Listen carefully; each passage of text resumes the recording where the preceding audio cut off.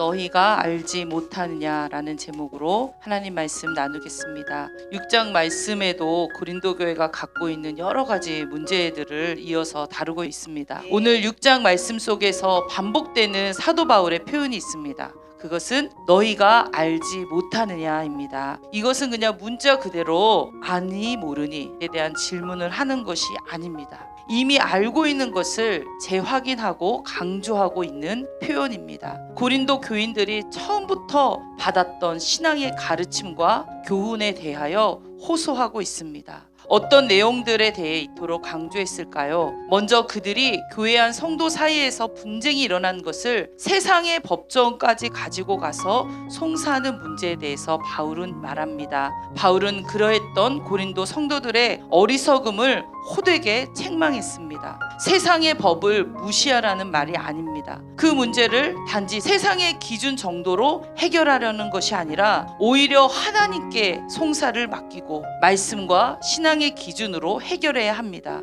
성도들은 세상의 판단을 받아야 할 자들이 아니라 세상을 판단하는 위치가 원래 제자리라고 했습니다. 죄를 회개하고 말씀 안에서 정리하며 제자리를 찾아야 합니다. 예수님 믿어 완전 다른 존재가 된 우리는 그리스도인들입니다.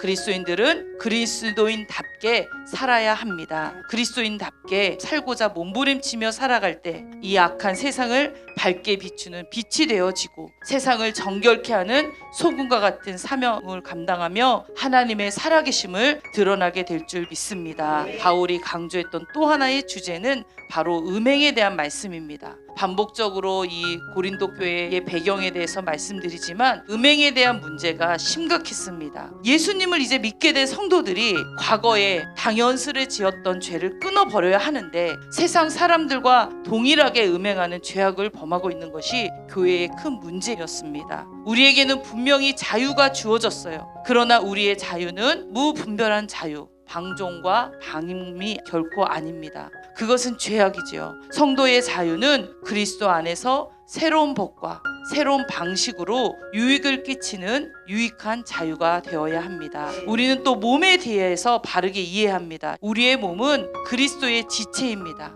그리스도와 한 몸입니다. 창녀와 한 몸을 이루어 창기의 지체로 만들면 안 됩니다. 이 고린도 교회의 음행의 문제를 보면서 우리가 꼭 짚고 넘어가야 될 포인트가 있습니다. 우리가 살고 있는 지금 이 세상의 모든 사람들이 짓고 있는 죄의 모양들도 분명히 있습니다. 세상이 어떻게 변해가더라도 모두가 그렇게 한다 할지라도 우리는 오직 하나님의 뜻과 말씀이 기준되어 살아갈 믿음의 결단과 용기가 필요한 줄 믿습니다. 우리는 그리스도와 우리의 관계를 바로 알아야 하고 날마다 주님과 바른 관계를 인식하며 살아야 합니다. 매일매일 내 안에 계신 성령님과 관계를 맺으면서 살아야 성령의 전답게 살아갈 수 있습니다. 성령님을 의지하는 자를 성령님께서는 도와주십니다. 사랑하는 성도 여러분, 6장의 마지막 절과 같이 우리는 몸으로 하나님께 영광을 돌려야 합니다. 죄를 그저 짓지 않는 소극적인 열심에서 머무는 것이 아니라